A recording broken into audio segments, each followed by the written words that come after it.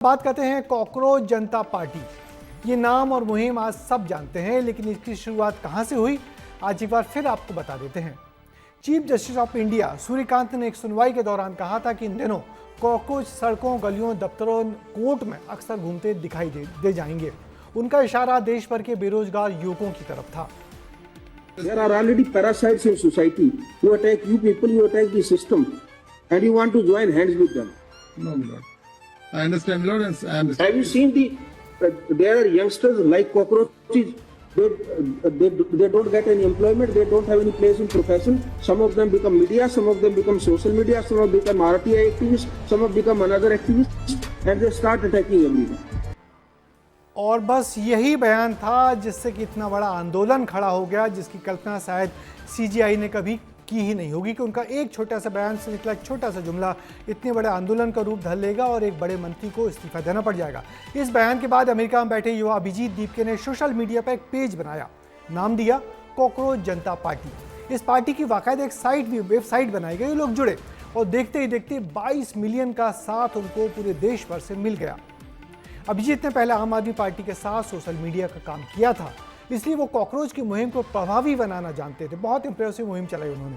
इधर जब भारत में कॉकरोचों के समर्थक बढ़े तो 6 जून को अमेरिका में रहकर पढ़ाई कर रहे अभिजीत को भारत लौटना पड़ा। वो भारत आए, हवाई अड्डे पर उनके हाथों में संविधान की किताब थी और मांग थी नीट पेपर लीक की जिम्मेदारी शिक्षा मंत्री धर्मेंद्र प्रधान लें और अपने पद से इस्तीफा दें। पहली बार अभिजीत दीपके ने उसी दिन दिल्ली के जंतर मंतर में प्रदर्शन किया अपने साथियों के साथ मिलकर। प्रदर्शन में सैकड़ों की संख्या में लोग शामिल हुए। ये प्रोटेस्ट बहुत शांतिपूर्ण था, मगर कुछ दिनों बाद ही सोनम वांगचुक का साथ भी उनको मिल गया। इसके बाद दीपके कई जगह प्रदर्शन में भी गए। राजस्थान भी दीपके पहुंचे, लेकिन राजस्थान में उनको लोगों के विरोध का सामना करना पड़ा। उन्हें एक बड़ी भीड़ में किसी शख्स ने थप्पड़ मारा। ये वीडियो खूब वायरल हुआ और लगा कि इसके बाद दीपके का हौसला ठंडा पड़ जाएगा, मगर उनको फर्क नहीं पड़ा। वो लगातार अपना आंदोलन चलाते रहे और कई जगहों पे जाते रहे। लेकिन अब तस्वीर बदल चुकी है। अब दीपके का आंदोलन बहुत बड़ा हो गया है। देश के कई शहरों में अपना प्रदर्शन दर्ज कराने के बाद दीपके दिल्ली के जंतर मंतर पर आए और यहाँ प्रदर्शन पर बैठ गए।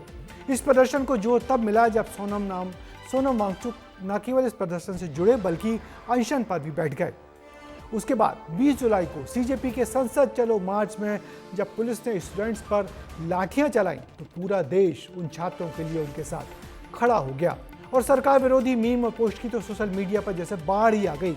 सरकार इससे बहुत बुरी तरह बेचैन हुई। सीजेपी से 3 दौर की बातचीत हुई और अब 36 दिन प्रदर्शन करने के बाद इन सभी छात्रों की मांगें पूरी हो चुकी हैं। चूंकि अब मांगें पूरी हो चुकी हैं, जंतर मंतर से स्टूडेंट वापस अपने अब घर भी लौटने लगे हैं। कॉकरोच जनता पार्टी ने प्रदर्शन खत्म करने का ऐलान कर दिया है। इसके बाद क्या तस्वीरें हैं आप देखिए। जो स्टूडेंट्स हैं जो प्रोटेस्ट पर बैठे हुए थे वो मिठाई लेकर दिल्ली पुलिस के पास पहुंचे हैं और मिठाइयां खिला रहे हैं। ये अच्छी तस्वीर है, ये सुखद तस्वीर है। आप देखिए किस तरीके ये रसगुल्ला रखा हुआ है। बहुत अच्छा लग रहा है। गवर्नमेंट ने अकाउंटेबिलिटी लिया तो हम लोग को बहुत अच्छा लग रहा है। हम वापस जा रहे हैं इस उम्मीद के साथ कि आगे कुछ ऐसा नहीं होगा। ये किसको कांग्रेचुलेशन कहती हो? सभी स्टूडेंट्स को, क्योंकि आज सभी स्टूडेंट्स की जीत हो चुकी है। बहुत बड़ी जीत है हमारे लिए नहीं, पूरी इंडिया के लिए बहुत बड़ी जीत। हमारे कदम रखते यहाँ पे इस्तीफा आ गया। यूथ को आवाज उठानी। हम लोग बहुत वैसी जनरेशन मानी जाती थी, लेजी हैं, रील्स में लगे रहते हैं, कुछ करते नहीं है। हमने वही सब करके दिखा दिया। रेजिग्नेशन ले लिया। ये बच्चों की जीत। चलिए बच्चों की नहीं, पूरे देश की जीत है ये। बच्चे किससे? रीढ़ की हड्डी हैं, हमारे देश का भविष्य है, हमारे हिंदुस्तान की रीढ़ की हड्डी हैं। हिंदुस्तान का युवा जीत गया। झुकता है जमाना, झुकाने वाला चाहिए। निश्चित ये बहुत भावुक वीडियो है और बहुत जबरदस्त लोगों की भावनाएं हैं। तो जेन जी के करीब 36 दिन के कड़े संघर्ष और धरना अनशन से सरकार झुकी और 12 साल में पहली बार ऐसा हुआ कि एनडीए सरकार के किसी मंत्री ने जनता की मांग पर अपना इस्तीफा दिया। इस इस्तीफे से आंदोलन कर रहे छात्र तो खुश हुए ही, विपक्ष के नेताओं ने भी बहुत खुशी जाहिर की और जंतर मंतर पर धरने पर 30 दिन के बाद बैठे छात्रों को सभी ने मिलकर बधाई दी। कॉकरोच आंदोलन ने जीत तो हासिल कर ली, मगर आने वाले दिनों में अब क्या रास्ता रहेगा कॉकरोच जनता पार्टी का, ये भी देखिए। करीब 36 दिनों तक दिल्ली सहित देश के अलग अलग हिस्सों में प्रदर्शन, सोशल मीडिया से लेकर सड़कों तक युवाओं का आक्रोश और नीट पेपर लीक के मुद्दे पर लगातार बढ़ता दबाव। आखिरकार तस्वीर बदल गई। शिक्षा मंत्री धर्मेंद्र प्रधान ने इस्तीफा दे दिया और सीजेपी ने अपना आंदोलन समाप्त करने का ऐलान भी कर दिया। आंदोलन से जुड़े छात्र और संगठन इसे अपनी ऐतिहासिक जीत बता रहे हैं। उनका कहना है कि ये किसी राजनीतिक दल की नहीं बल्कि देश के युवाओं की आवाज की जीत है, जिसने सत्ता को फैसला बदलने पर मजबूर कर दिया। लेकिन जैसे ही आंदोलन खत्म हुआ, सियासत ने भी रफ्तार पकड़ ली। विपक्ष ने इसे सरकार की जवाबदेही तय होने का सबसे बड़ा उदाहरण बताया। कांग्रेस से लेकर समाजवादी पार्टी तक विपक्षी नेताओं ने इसे युवाओं के संघर्ष और लोकतंत्र की ताकत की जीत करार दिया। मेन इंचार्ज व्यक्ति है, ये इन स्टूडेंट्स से माफी मांगे, अपोलोजाइज करें कि इनको पीटा गया है, मारा गया है, डिसरिस्पेक्ट किया। They were beaten with lathis. They had injuries, serious injuries, but they did not bend. The government had to bend to their will. देखिए, ये लोकतंत्र की जीत है। ये इस्तीफा नैतिकता के आधार पर दिया हुआ इस्तीफा नहीं है, ये मजबूरी में दिया हुआ इस्तीफा है। ये बड़ी जीत है नई पीढ़ी के लोगों की। सड़कों पर जो आंदोलन फैला, उसकी वजह से अंतोगत्वा भारतीय जनता पार्टी जो विश्व की सबसे बड़ी पार्टी है, उनको भी झुकना पड़ गया। धर्मेंद्र प्रधान का इस्तीफा ये देश भर के छात्रों की जीत है, जेएनजी की जीत है।